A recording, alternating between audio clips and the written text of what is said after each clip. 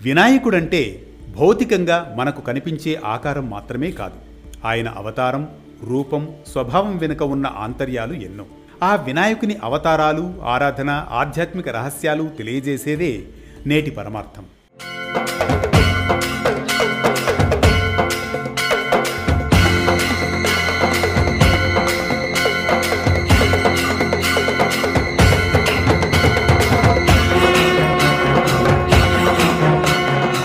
గణేశ ఆరాధనతో ఈ సంసారం నుంచి సులభంగా విముక్తి పొందవచ్చట. పురాణం ప్రకారం వినాయకుడు 8 అవతారాలను ధరించాడు.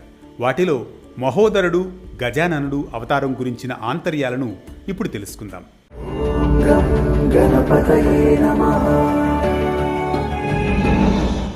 శివుడు ఓసారి తీవ్రమైన తపస్సులో మునిగిపోయాడు. ఆ పరమేశ్వరుణ్ణి తపస్సు నుంచి బయటకు తీసుకురావాలని అనుకుని ఒక గిరిజన యువతిగా మారి ఆయన తపోభంగం కలిగించే ప్రయత్నం చేస్తుంది పార్వతీమాత. పార్వతి చేష్టలకు పరమేశ్వరునికి దిక్కున మెలకువ వస్తుంది. ఆ మెలకువతో పాటుగా ఏం జరిగింది అన్న అయోమయంతో ఓ రాక్షసుడు జన్మిస్తాడు. అతనే మోహాసురుడు. ఆ మోహాసురుడు సూర్యుణ్ణి ఆరాధించి ముల్లోకాధిపత్యాన్ని సాధిస్తాడు.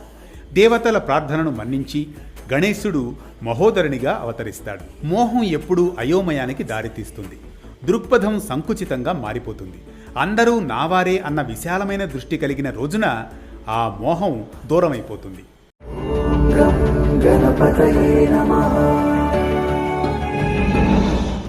కుబేరుని ఆశ నుంచి లోభాసురుడు అనే రాక్షసుడు జన్మిస్తాడు. శివ పంచాక్షరిని జపించిన ఆ లోభాసురుడు శివుని అనుగ్రహంతో ముల్లోకాలను జయించే వరాన్ని పొందుతాడు. కానీ అతని లోభానికి అంతు లేకుండా పోతుంది. చివరకు శివుని కైలాసాన్ని కూడా తన స్వాధీనంలోకి తెచ్చుకోవాలనుకుంటాడు. ఆ విషయాన్ని తెలుసుకున్న దేవతలు రైభ్యుడనే ఋషిని శరణు వేడుతారు. గణపతిని గనుక ఆవాహనం చేస్తే లోభాసురుని పరాజయం ఖాయమని సూచిస్తాడు రైభ్యుడు.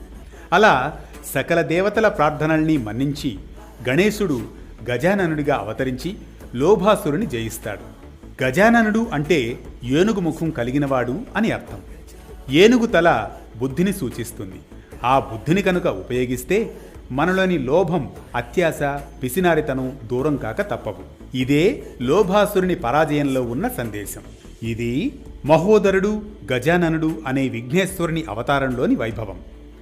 మరో భక్తి రాగం, ధర్మ దీపంతో మళ్ళీ కలుద్దాం రేపటి పరమార్థంతో.